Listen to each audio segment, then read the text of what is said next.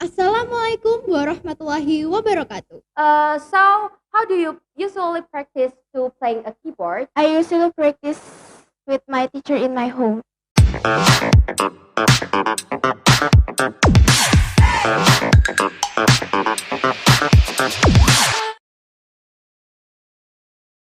Assalamualaikum warahmatullahi wabarakatuh, everyone. Welcome back to the MTsB channel. Kita ni cakap.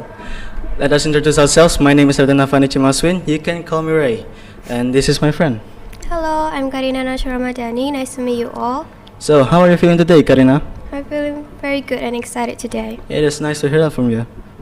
How are you today, Raiden? Well, I'm feeling very good too and excited, just like you. So it is very nice to hear that from you.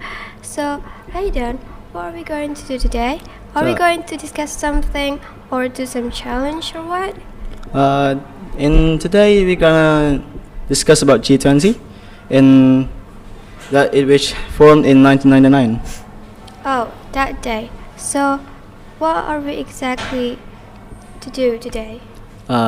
Today we're going to tackle on G20's role, agendas, and benefits for Indonesia.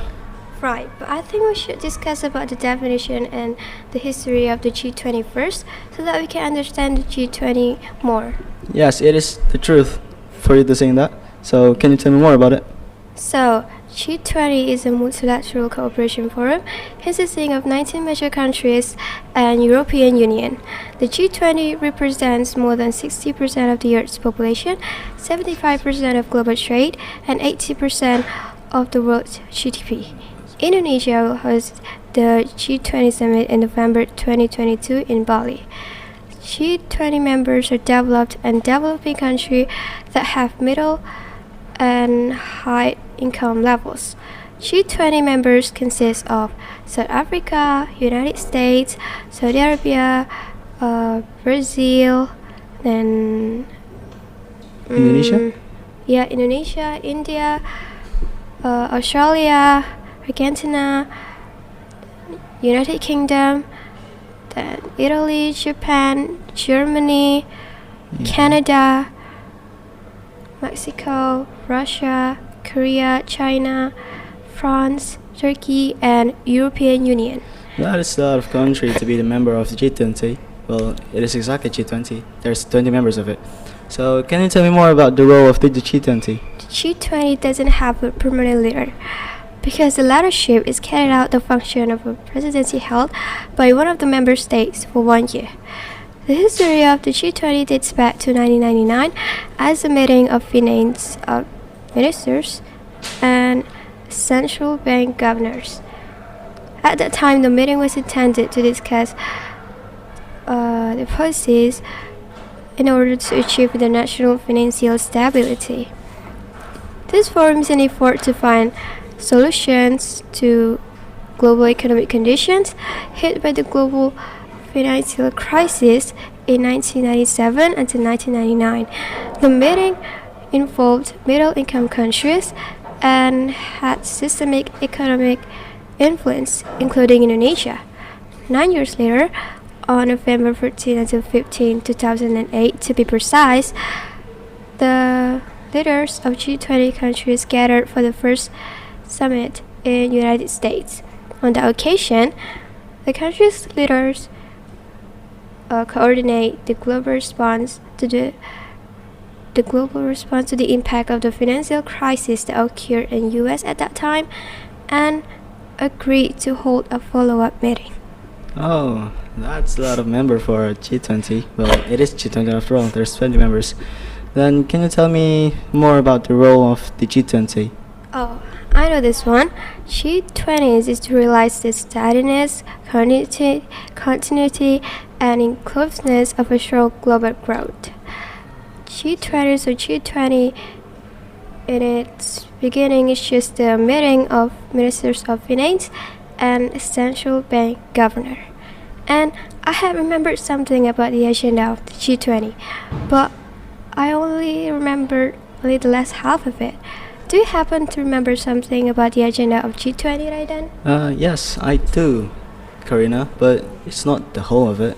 So, the finance and central bank deputies, or abbreviated as FCBD, and the finance minister and central bank governors, or abbreviated as FMCBG. The third have a meeting that will discuss about 7 agendas around finance.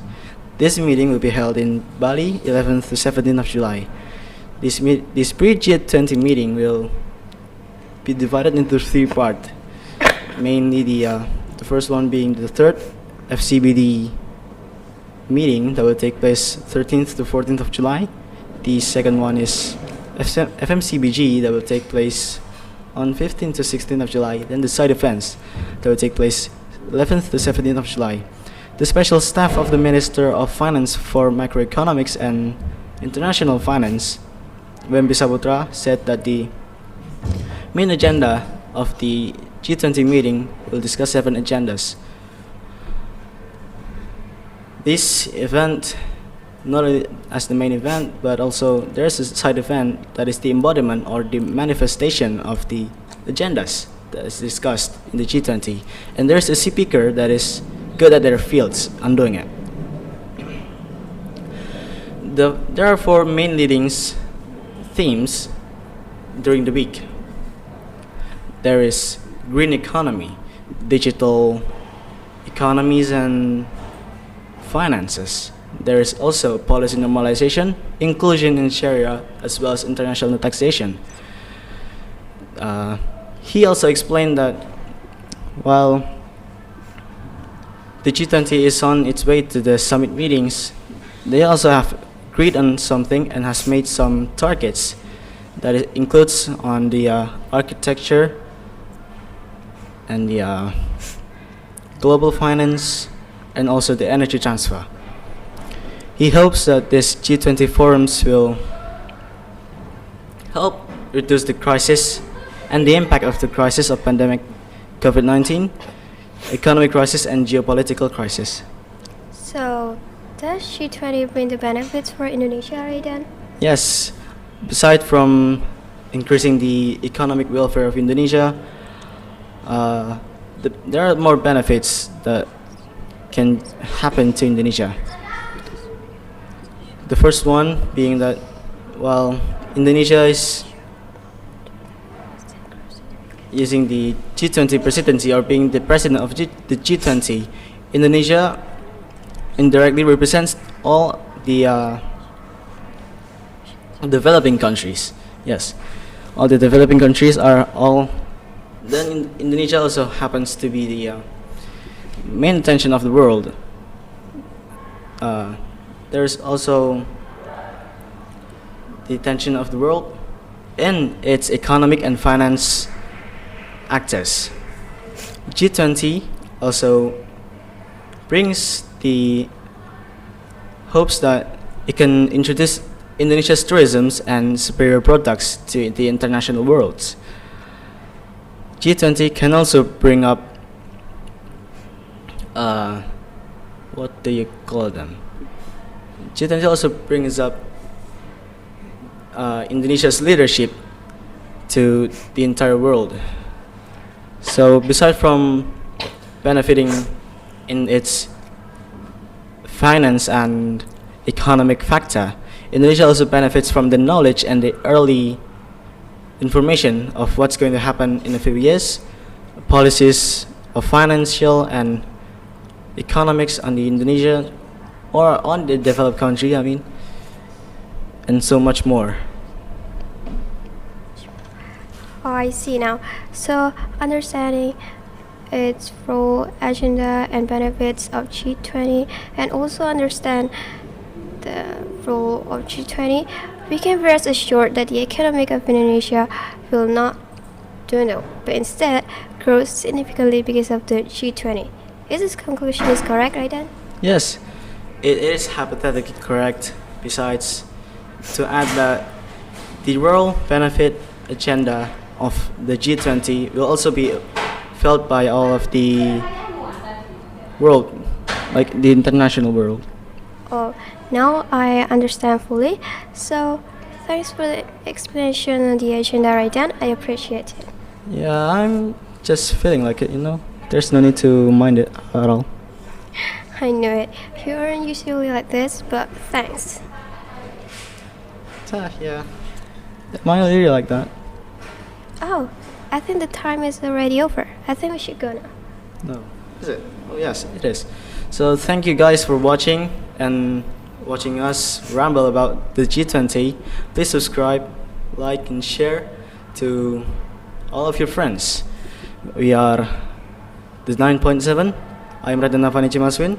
And I'm Karina Nashwa. We are signing out. Wassalamualaikum warahmatullahi wabarakatuh.